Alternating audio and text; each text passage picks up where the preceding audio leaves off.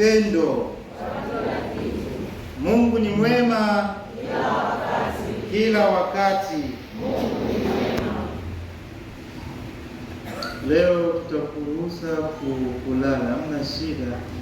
Ni usiku, kama ni asubuhi hamna mtu atalala, lakini ni usiku naweza kulala. Tumsifu Yesu Kristo.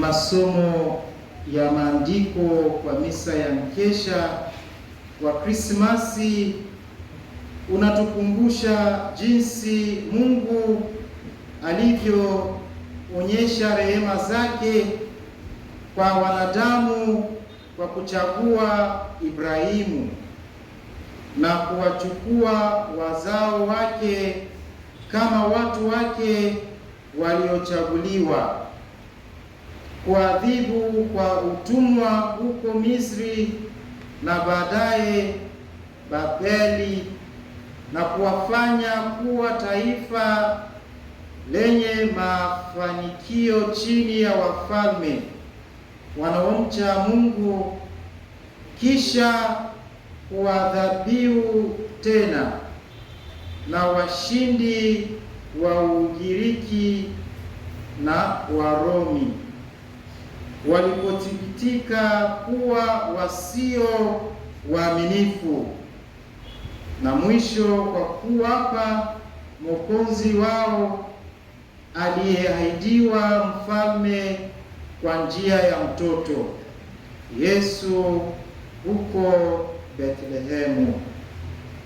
Kwa hiyo leo katika misa hii ya mkesha wa Krismasi tunasherehekea utimilifu wa unabii wa Mungu wetu kuhusu kumtuma mwanawe mwenyewe kuokoa ulimwengu wenye dhambi. Tumsifu Yesu Kristo.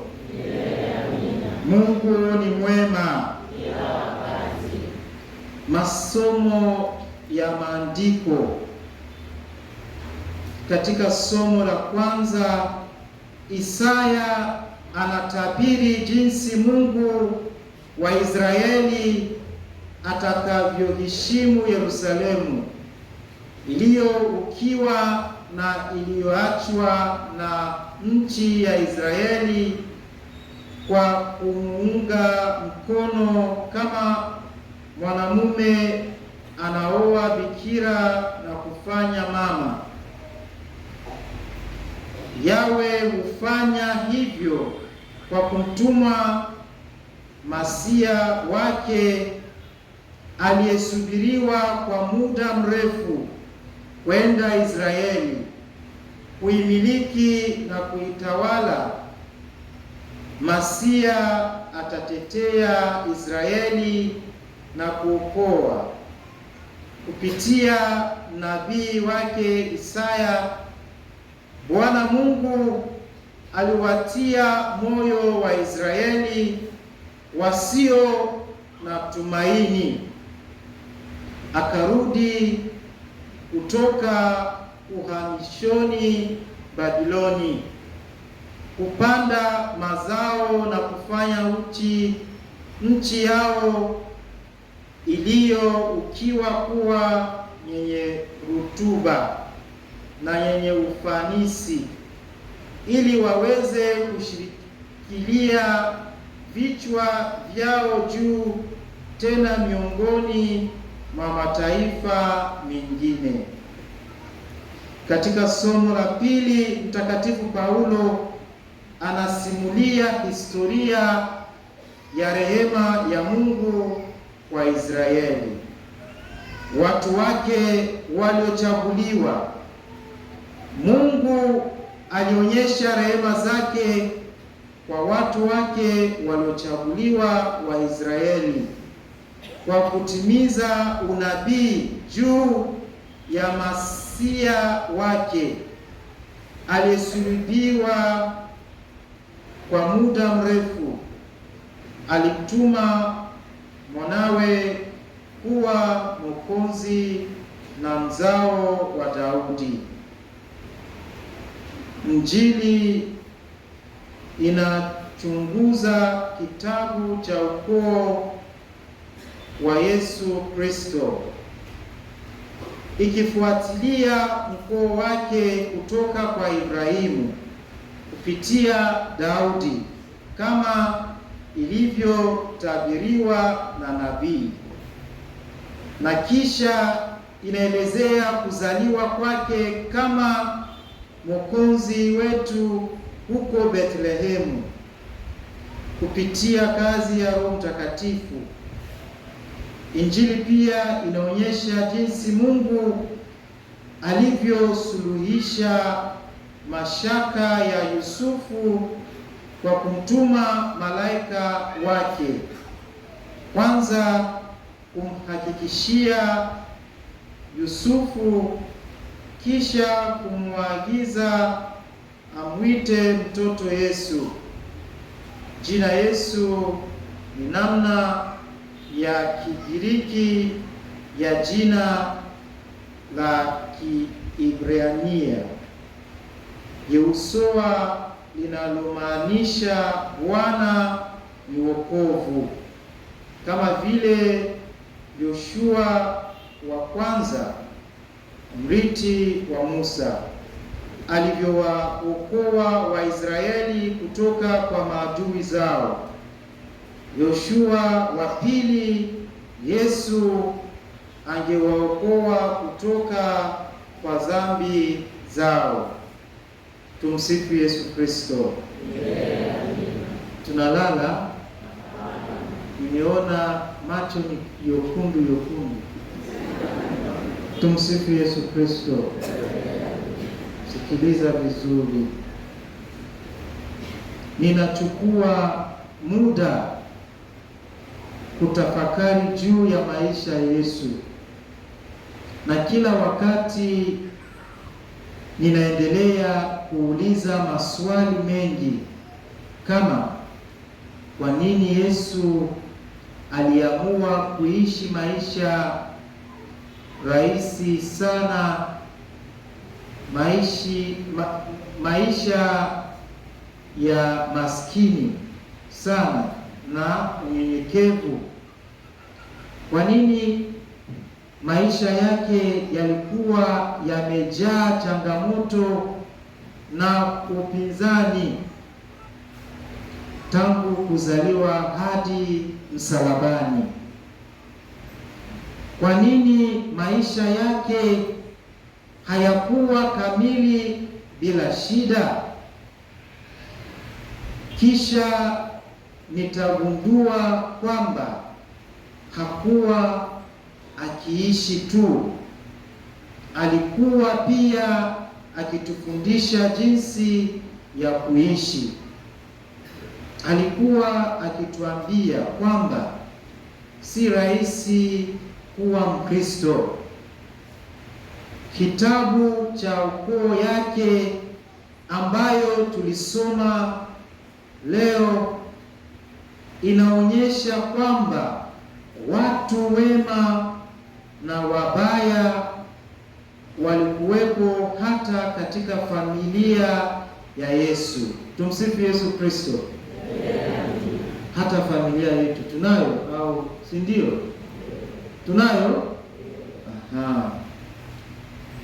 Kwa hivyo, kwa nini tunafikiri sisi pia hatupaswi kukubaliwa na majaribu maishani? Yesu anasema tunapaswa kuchukua msalaba wetu kila siku na kufuata. Hii ni dhabihu tunayopaswa kutoa. Wacha ndugu zangu tuwe waangalifu na wale walio karibu nasi,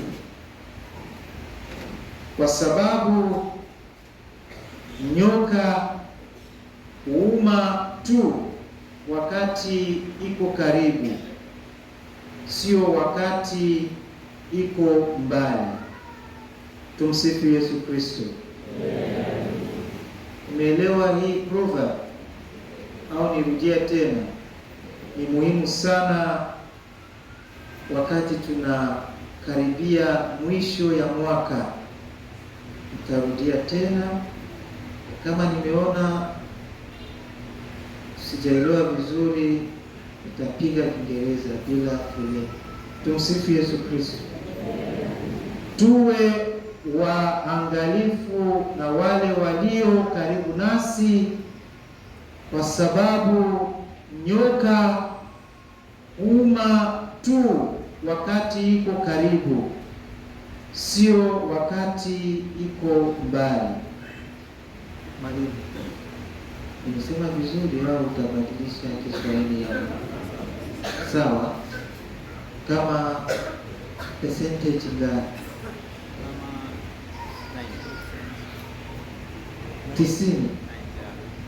Pigeni makofi jamani. Tumsifu Yesu Kristo. Ujumbe wa maisha, tunahitaji kumruhusu Mwokozi kuzaliwa upya katika maisha yetu.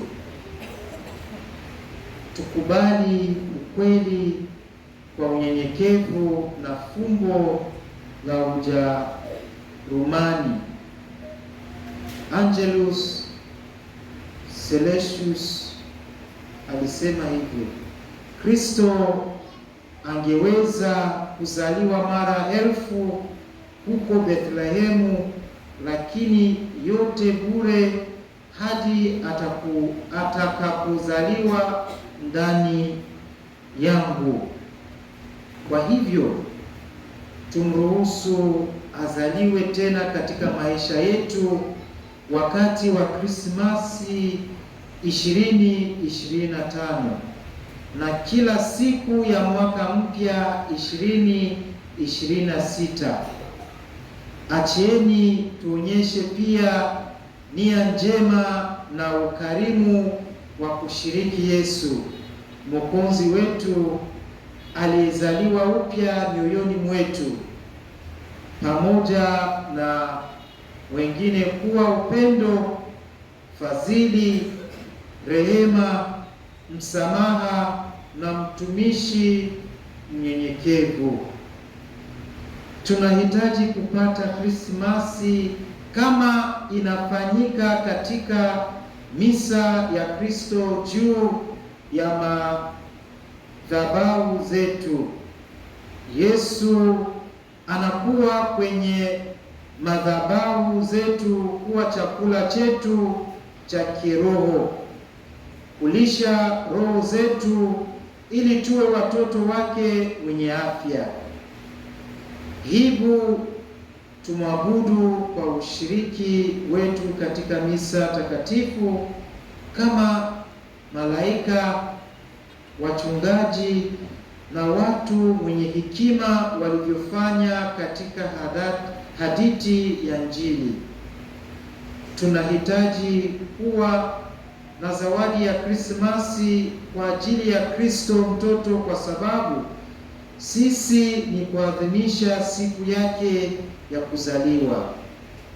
Kwa hiyo badala ya kukazia fikira kikamili kuwapa washiriki wa familia zawadi za Krismasi, achieni tumpe Yesu mioyo yetu leo iliyojaa upendo wa dhabihu, rehema nyingi, kujali bila ubinafsi na msamaha usio na masharti kwa wengine. Tumsifu Yesu Kristo.